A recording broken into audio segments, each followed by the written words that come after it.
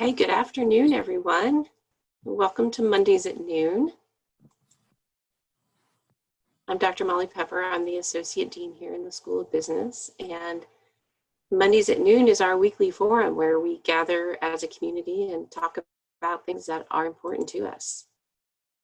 We are recording this session and it will be available on the School of Business YouTube channel. Our guest today is Laura Marck. Laura is a 2018 graduate of the business school and now an innovation analyst at Unilever. But before we talk with Laura, we're going to take a pause to reflect and then to engage in 2 short networking exercises. So because this is a forum where we gather as a community, I ask that we take a moment and reflect on that community.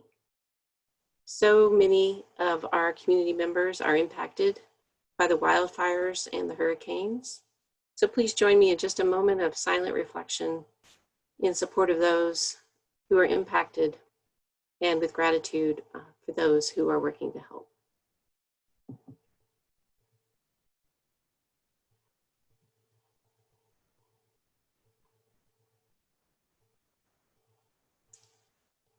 Thank you. Next, we're going to hold our breakout groups to allow for some networking. And afterward, I'll turn the session over to Dean Anderson, who will introduce our guest and conduct an interview.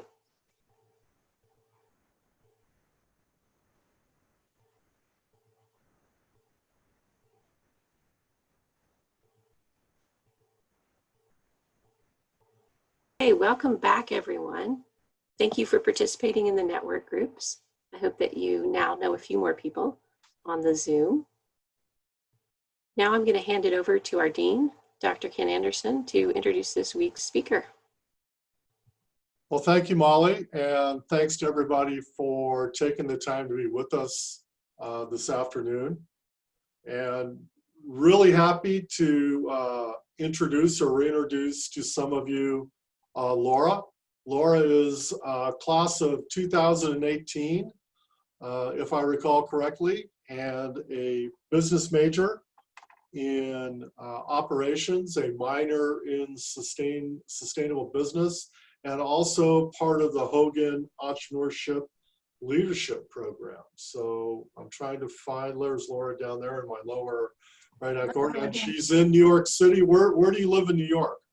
I live in Brooklyn. So, yep, yeah. So I live in a neighborhood called Crown Heights, which is pretty near Prospect Park, which is like the second central park of New York City. Okay, I think you live right by my daughter. Oh, really? That's so funny. Prospect Park, and is getting ready to move to Park Slope, which is like on the other side of the park. Yep. I have a ton of friends that live there too. It's a great area. Yeah, so if anything ever gets back to normal, when I go back to see her, we'll have to get together and I'll buy you lunch or something like that. There you go. Yeah, I'd love to meet more of the Zag family over here. So again, thanks for being with us today. And first, talk a little bit about maybe how you got to Gonzaga and your experiences here at the university and in the business school. Yeah, so I had kind of an alternative experience of joining and deciding to go to Gonzaga. At first, I wasn't quite sure if I wanted to go to a smaller liberal arts school. I wasn't sure if I wanted to go to a Catholic university. But really, as soon as I walked onto campus and did my first tour, I knew that it was going to be the right fit. One of the things that was really huge for me at the time, and I feel so bad for the students here who might not be able to do this for global reasons, but having a study abroad program and a robust study abroad program and an accessible study abroad program was huge for me, because I thought it was very important that all students, no matter their financial level, had access to doing that.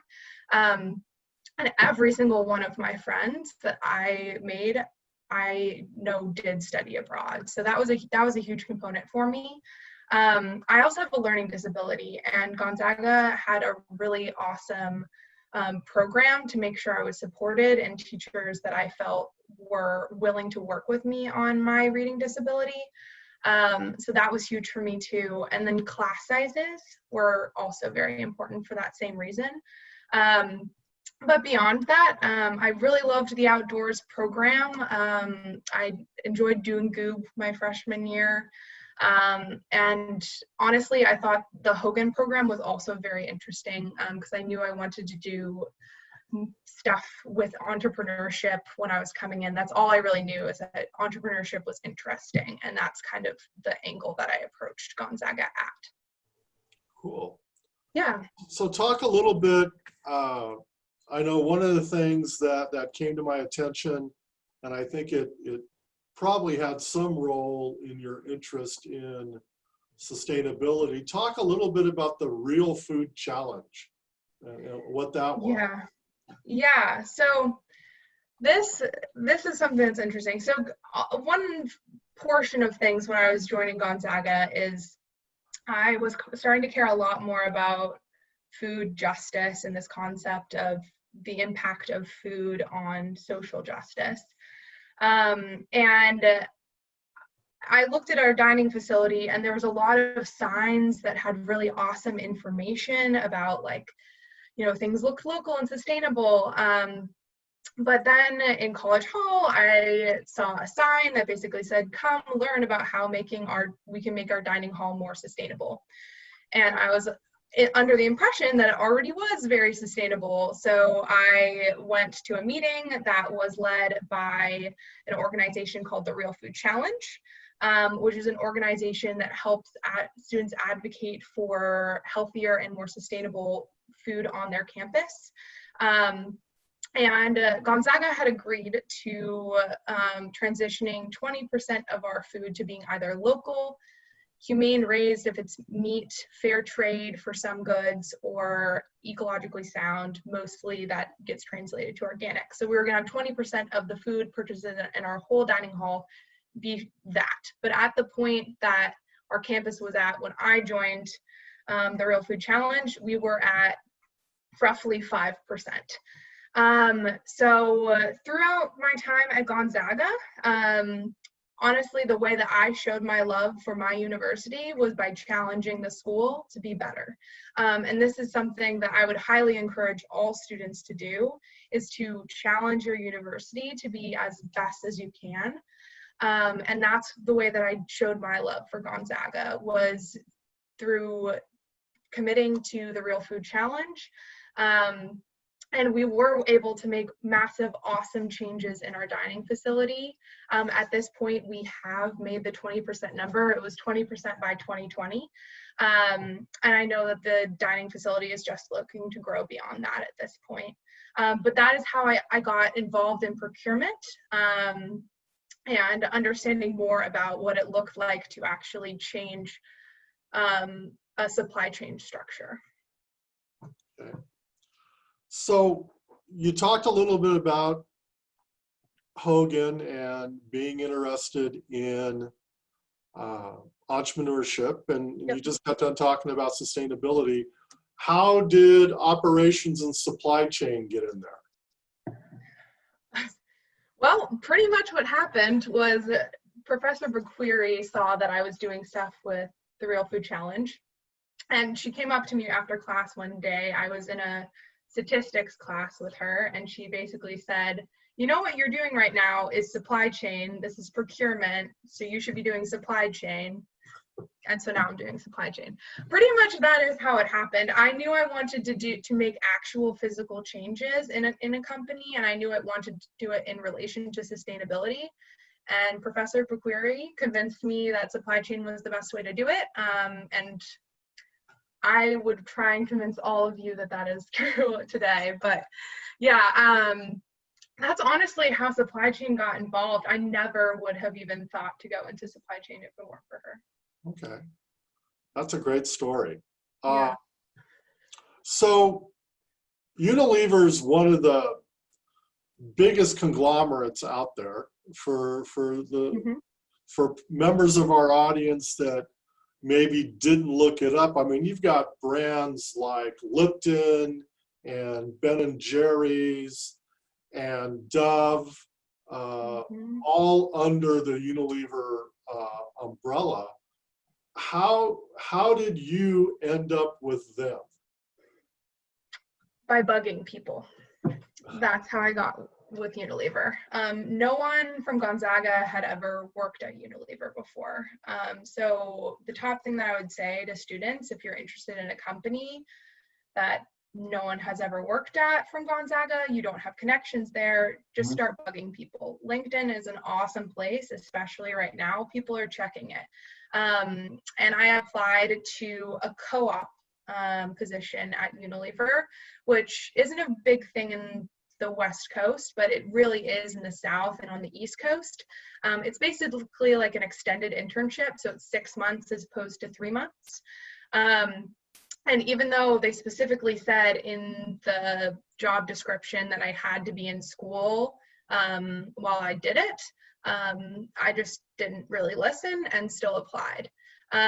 So I reached out to who I thought would be the hiring manager through some just general research on LinkedIn and said, hey, I've applied to this. I know on my resume it says I'm done with school. Is there any way we can look past that? And they said, yeah, that's no problem. And I ended up getting the co-op, which I then turned into a full-time position. You know, that already is, but it'll end up being a classic Gonzaga story of, you know, once there's going to be 100, at some point in the future, there'll be 100 Zags at Unilever, and they'll talk about Laura and how she got in with a co-op and parlayed that into the first position. So what do you do? What's your job? It's a great question, Ken. It's a great question because as of today, my role has officially changed at Unilever. So I am now the assistant manager of all third-party manufacturing for beauty and personal care in all of Unilever. So Congratulations. Thank you. My former position that I was doing as of a couple of weeks ago was an innovation analyst at Sundial, which is one of our sub-brands of Unilever. So a little confusing, like you were saying, there's a lot of different brands, but some of our newly integrated brands get a little bit more specialty focus. And I was working on one of those integrated brands called Sundial. And it had things like Shea Moisture under it and things like that. So as an innovation analyst, what I was doing is I was working with our marketing teams and I worked with our internal procurement teams and our R&D teams to make sure that we were choosing the right ingredients, the right packaging for all of our innovations to meet to make sure we were choosing the best suppliers and also meet the customer's need in terms of timelines.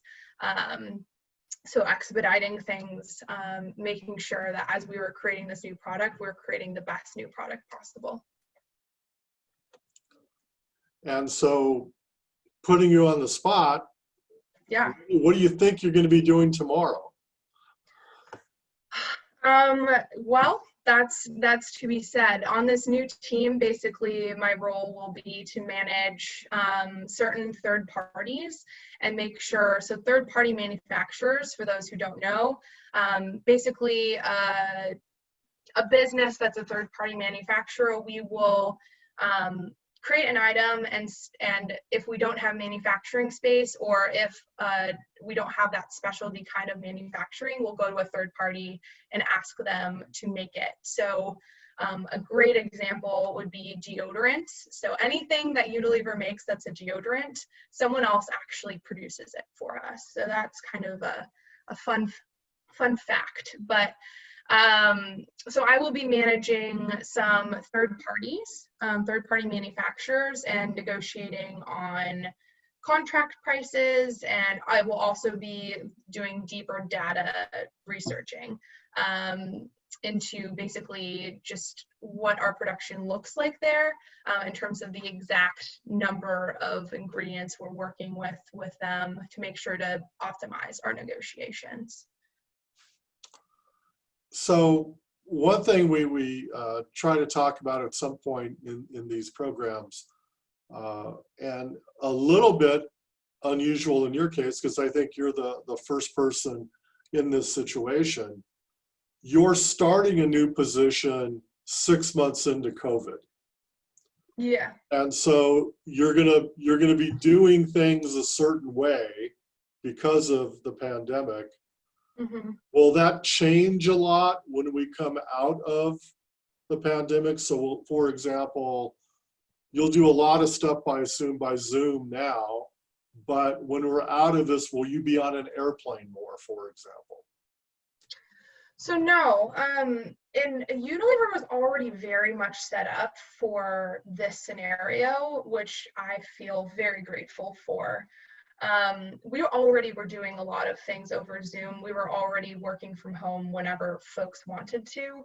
And we very much have limited travel as a part of our carbon commitment to lower our carbon as a company. So I have done a total of 1 trip with Unilever ever, and it was kind of a very particular case of we were having some issues with two large issues with 2 suppliers that were very close together, and it was a quick 2-hour trip away. So as much as I think some people can glamorize the traveling for work every week, I really appreciate Unilever holding that value, and it saves the company a lot of money that we can invest in other places that impact the customer in much more positive ways. Okay. So just gonna be spending a lot of time in Brooklyn. Yeah, and I can't complain. We got good bagels here. Why would I want to go somewhere else? No, I mean, yeah, we definitely will probably be going back into the office, but it's not going to be anytime soon. We've already committed to not going back into the office until next June. So for at least the next upwards of 6 months, we will not be going back into the office. And where would that office be? My office is in Englewood Cliffs, New Jersey. Okay. So it's a hop, skip, and a jump from Brooklyn. It's only a 40-minute drive, but I choose to live here because I love it here. That June thing must be a thing because my daughter won't go back into her office until June. Yeah, COVID's real, guys. Must be a New York thing, you know. Yeah. So yes. Talk a little bit about, you know, when you went through looking at options and discovering the co-op, mm-hmm. How did you go about the process of matching up not just your skills, but your interests and your passions with the company you were looking for or looking at, companies you were looking at? Yeah. So I was already doing a lot of stuff in the food space, like I discussed, and Unilever does stuff in the food space.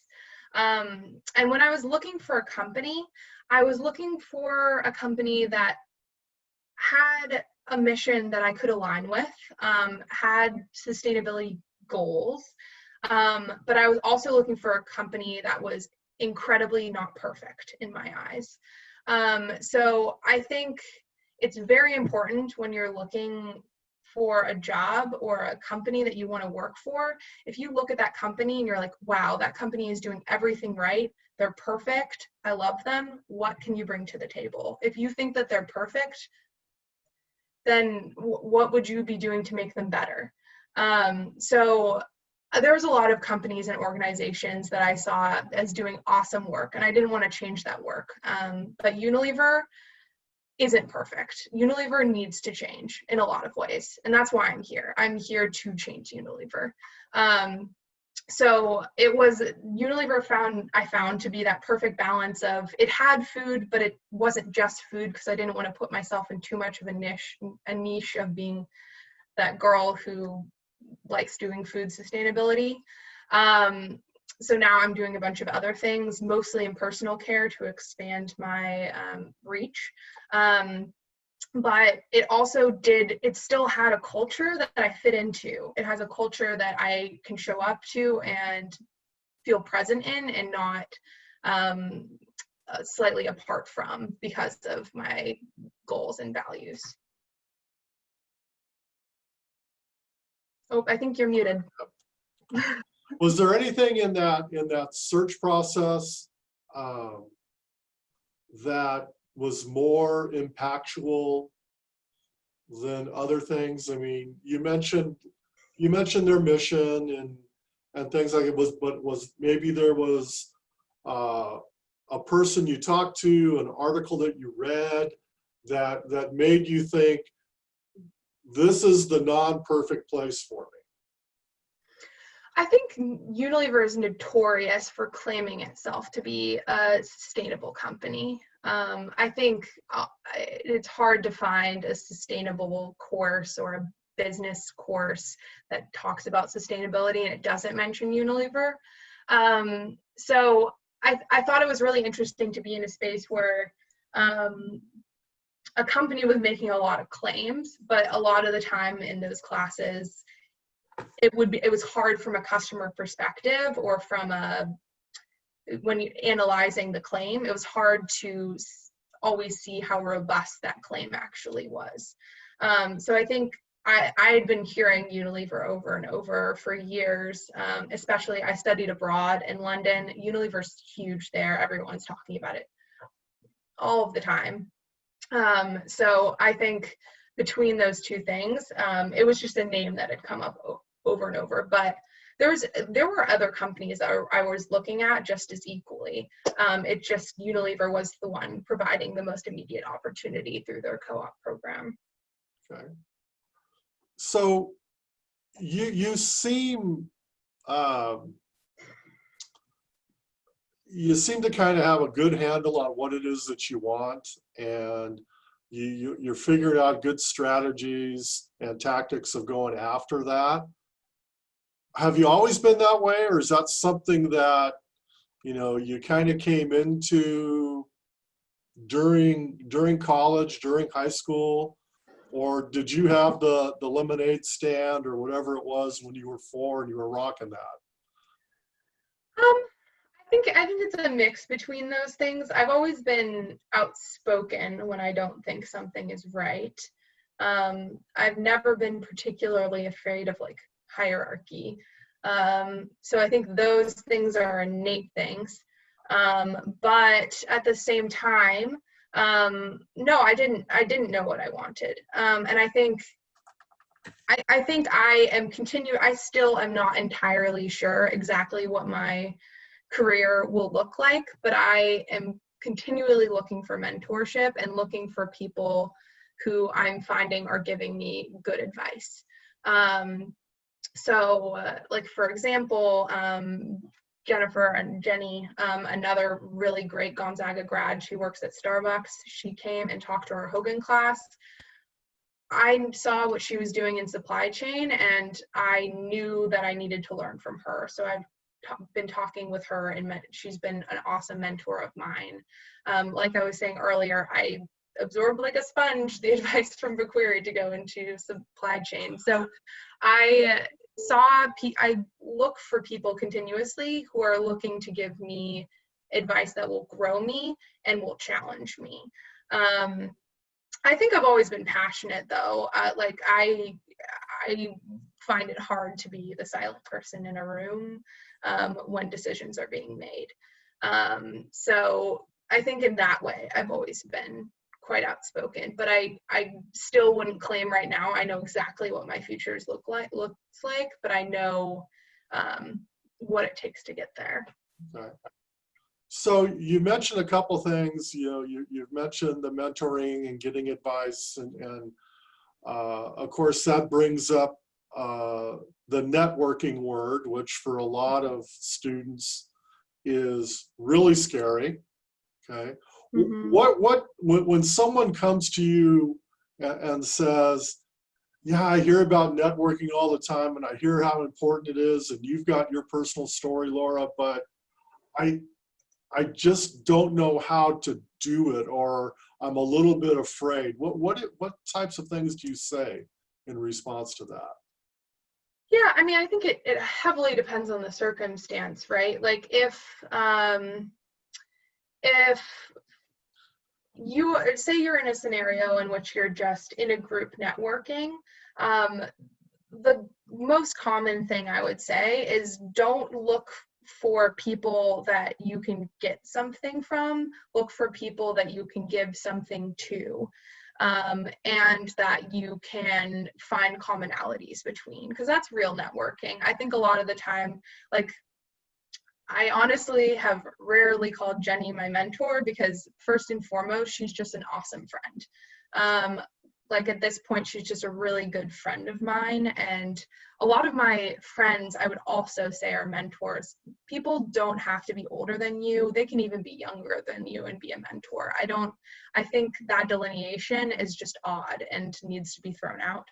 I also think that generally just look for the people that you're learning from. Like if you are learning from someone, they are your mentor in some ways.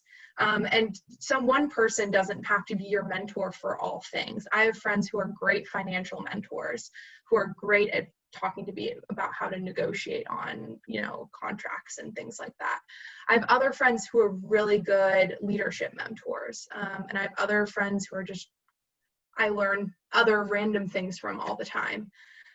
So you don't always have to think of that strictly. Now, say you really want to get into a company, like you want to work at Nike, for example. I know that's a big one at Gonzaga. Everyone wants to work at Nike. I would say first and foremost, just do your research. If you haven't done your research before approaching someone, saying you want to have an informational interview, it's going to show. And I think the more that you are kind of aware and have specific things that you want to learn about, and specific things that you think that you could make better potentially in the future, the better that conversation is going to go. So I think those are my two delineations. Okay. So a lot of the audience is juniors and seniors out of Erica's class. So they're a little bit further along in their academic career, a little bit closer to leaving and heading out the way that we all do eventually. Given everything that's going on, what are some tips or important rules you would give to current day juniors and seniors? I would say in terms of school right now, make sure you are pursuing things that you are passionate about growing and making better. So for me, that ended up being the Real Food Challenge, but for you, it might just be a website that you're working on or something like that. I think this is pretty common advice, but I also think it's really good advice in the fact that if you have something that kind of shows what you're passionate about, that's always a good thing, especially when you're resume building. I'll also just put in a huge plug for supply chain and operations. I know a lot of people here are in, maybe more of the sustainability space, and maybe you've already, chosen, at this point, you've already gone into marketing, that's your chosen field or whatnot, but there is so much room and growth in the supply chain space. It is so new to have supply chain be a field that people out of college are entering into. And if you want to make a change in a product at a company, supply chain is the easiest way to do that. I would definitely encourage all folks to at least look into that, because I think more and more it's especially being valued during this COVID time, when, if you haven't noticed, production is still essential. I would also argue that I think a lot of times people my age shy away from careers that aren't as flashy. And I would say it's not necessarily important what your first job is. For me, my first job was at Unilever. I had a great experience, but I've had so many friends where their first career isn't at this dream company, but they've been building amazing skills, awesome skills that are going to propel them towards amazing things. So it's okay if your first jump, your first career, the first thing you do isn't the perfect thing, as long as it's building the perfect skills for you. Excellent. Questions from anybody else? Molly, you got a question? I tell you, your follow-up questions have been answering the questions that have been coming in. So let's just give everyone a moment to send in new questions, just in case. While they're doing that, Laura, let 2-bedroom place, is that what you got there? My bedroom is this, but I have a very odd setup as a whole living situation. I'm living with 2 other folks. It's actually a 4-bedroom apartment with a living room. I have a washer and dryer in New York, which is very exciting thing. Yeah, but yes, I am in a very small place, no outdoors, but thankfully I have the park. So 4 bedrooms, in-unit washer dryer, no outdoors, $3,600 a month? No, $700 a month. I negotiated on that one, yeah. Well, but across the 4 of you, or 3 of you. Oh, probably, yeah. Well, I guess it ends up being, yeah, in like the 2000s range, but yeah. Apartments are expensive here, but thankfully Brooklyn is less. But I think I'd grown up in Seattle, so I forgot at first when I moved here the whole income tax. So There we go. that's always, please remember that when y'all are applying to jobs. All of the different taxes, because New York also has New York City tax and New York State tax. And since I work in New Jersey, there's also New Jersey tax. So remember that when you're applying to places. I see some questions. I have a question from Dr. Johnson about details about sustainability at Unilever and how you've made things improve, how you've been able to work in the system. Ooh, well, what can I say without getting me in trouble? Let's see. Unilever sustainability is not perfect. Let's start there. A lot of what I've been doing is working on localizing our purchasing, so having more purchasing in the US, which thankfully I was doing before COVID, and then it became this huge COVID win of, we moved all these materials out of China. This is awesome now because we aren't having supply shortages like everyone else. And so it ended up being kind of a win-win that way. I also have done a lot of work with our PCR, which is basically recycled plastic, and including more recycled plastic in our innovations and also just in our general portfolio of products. And I've also been doing a lot of data digging. We have a lot of data, let's just say there's a lot of data that could improve in our sustainability space. So I've been working with a variety of folks to improve that data. Oh, and I will say also, a lot of that I was doing outside of my current job. So if you want to do sustainability at a company, doing it outside of your current job is normally how you end up getting into it. So just wanted to throw that in there too. But lots of passionate people that want to just engage with these projects at Unilever too. Sounds like there's a culture there at Unilever to move in that direction. Definitely, yeah. I see one question here about undergrad internships. And the answer is yes, I did have a couple of undergrad internships. One was in the sustainability office with Jim Simon, who I think is on here. One was also at Boeing. I will say that my time at Boeing looked great on the resume. But honestly, I think I learned more from some other roles, but that was my personal experience. But yeah, I did have 2 undergrad internships. And one more question about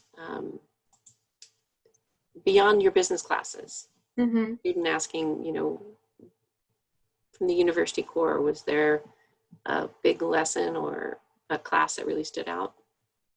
Ooh, I had a couple of philosophy classes that I felt like everyone in the room was just there to engage, and they were awesome. There's one environmental psychology class that was really, really awesome.